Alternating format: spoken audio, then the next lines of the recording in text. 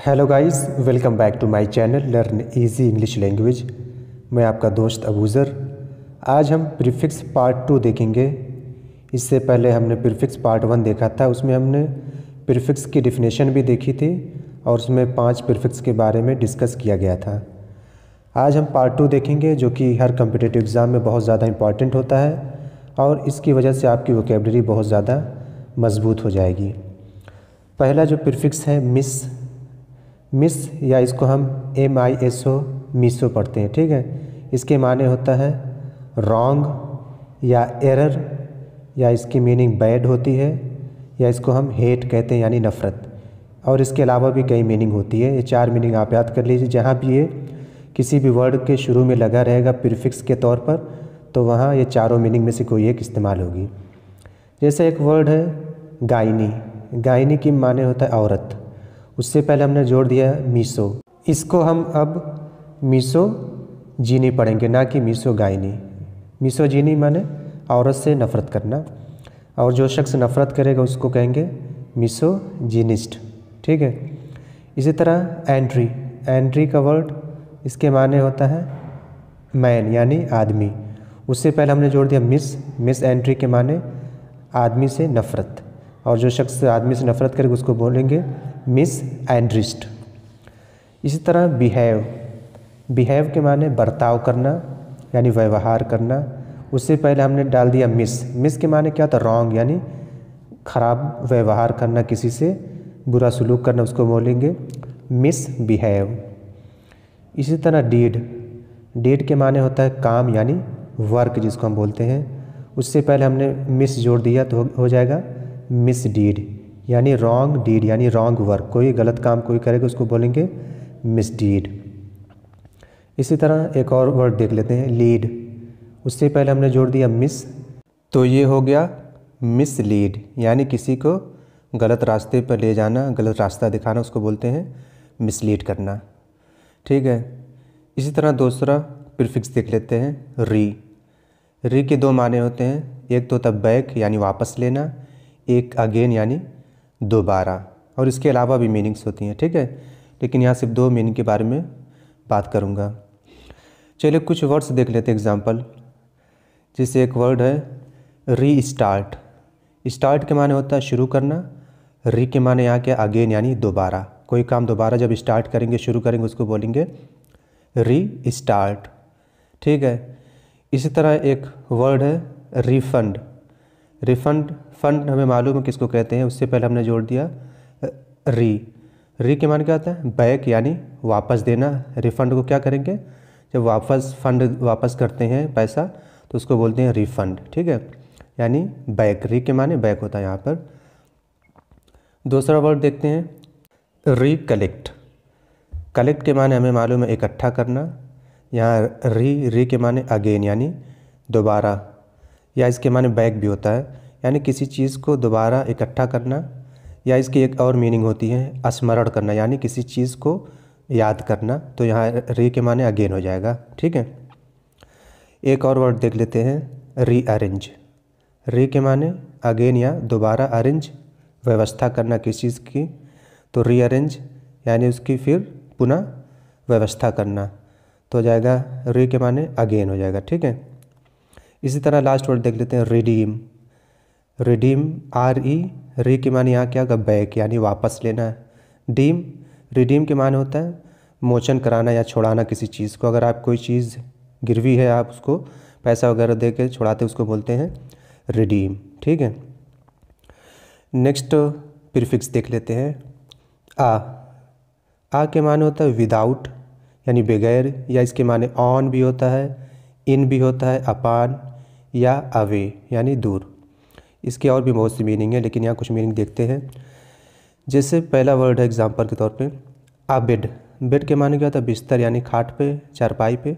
तो बेड माने यानी वो बेड पर है, ऑन द बेड। यहाँ आ के माने ऑन होगा तो हो जाएगा ऑन द बेड। इसी तरह फुट के माने क्या होता है, पैर यानी पैदल चलने को भी कहते हैं फुट। तो उससे पहले अफुट, तो क्या हो जाएगा, पैदल यानी ऑन द फुट हो जाएगा, ठीक है। इसी तरह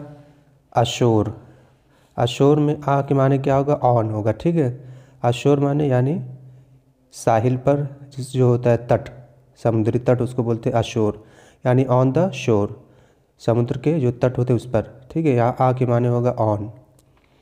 इसी तरह असाइड, असाइड के माने अवे, आ या के माने यहाँ क्या होगा, अवे, यानी दूर, अलग, अलग के माने में होगा यहाँ असाइड के माने अलग होना। इसी तरह अमोरल, मोरल के माने होता है नैतिक, यहाँ पर आ लिखा है तो यहाँ आ के माने क्या होगा, विदाउट, ठीक है, यानी विदाउट मोरल, जिसके पास नैतिक ना हो उसको क्या बोलेंगे, अमोरल, ठीक है, अशिष्ट जिसको हम कह सकते हैं। इसी तरह एक और एग्जांपल देखते हैं, अथीस्ट। थीस्ट के माने असल में होता है आस्तिक, यानी जो खुदा में विश्वास रखे।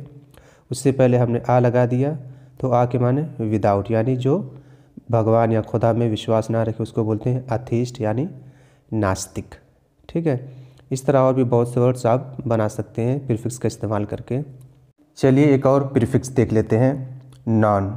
नॉन के माने नॉट या लैक ऑफ, लैक ऑफ यानी किसी चीज़ की कमी होना। इससे कुछ एग्जांपल देख लेते हैं। पहला वर्ड है नॉनसेंस। सेंस के माने हमें मालूम है कि सेंस के माने समझ हो, ठीक है। उससे पहले हमने जोड़ दिया नॉन तो हो जाएगा नॉट सेंस, यानी किसी के अंदर सेंस अगर ना हो तो उसको बोलेंगे नॉन सेंस। इसी तरह स्मोकर, स्मोकर से पहले हमने क्या जोड़ दिया, नॉन, तो क्या मीनिंग हो गई, नॉट स्मोकर, यानी बीड़ी जो सिगरेट पीते हैं स्मोक करते हैं उसको बोलते हैं स्मोकर, तो नॉन स्मोकर हो जाएगा। इसी तरह स्टॉप, स्टॉप से पहले भी हमने नॉन प्रीफिक्स जोड़ दिया तो हो जाएगा नॉन स्टॉप, यानी बिना रुके हुए, ठीक है। इसी तरह एक और वर्ड देख लेते हैं, वेज। वेज यानी वेजिटेरियन। उससे पहले हमने जोड़ दिया नॉन, यानी नॉट वेजिटेरियन, ठीक है। नॉन वेज लोग होते हैं, कुछ वेज होते हैं, ठीक है, यानी वेज कुछ लोग खाते हैं, कुछ नॉन वेज होते हैं, ठीक है। इस तरह एक और वर्ड देख लेते हैं, एग्रेसिव। एग्रेसिव से पहले हमने जोड़ दिया नॉन तो हो जाएगा नॉट एग्रेसिव। नॉट एग्रेसिव यानी जो आक्रमणकारी ना हो उसको बोलते हैं नॉन एग्रेसिव, जो आक्रमणकारी होता है उसको बोलते हैं एग्रेसिव, ठीक है, यानी बहुत ज़्यादा गुस्से वाला शब्द उसको बोलते हैं एग्रेसिव, और उसका अपोजिट हो जाएगा नॉन एग्रेसिव। इस तरह लास्ट प्रीफिक्स देख लेते हैं, डी। डी की कई मीनिंग है। डी के माने होता है डाउन, यानी नीचे, या सेपरेट, अलग होना, फ्रॉम भी होता है, ऑफ, ऑफ के माने यानी बंद करना, यानी किसी चीज़ से कोई चीज़ का ताल्लुक हटा देना, ऑफ के माने में आता है, ठीक है। इस तरह ऑपोजिट यानी उसके विरुद्ध। चलिए इसमें कुछ एग्जांपल देख लेते हैं। पहला वर्ड है डिग्रेड।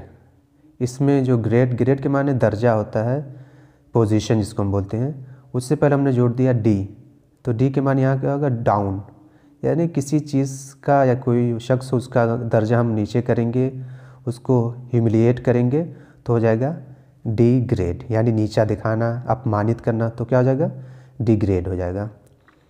इसी तरह डीएक्टिवेट। एक्टिवेट हमें मालूम है किसको कहते हैं।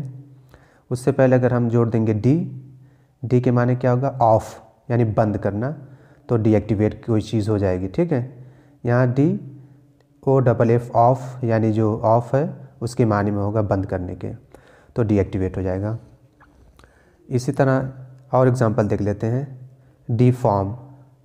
फॉर्म के माने होता है असल में शक्ल, सूरत। डीफॉर्म किसी की शक्ल सूरत को क्या करना, बिगाड़ना।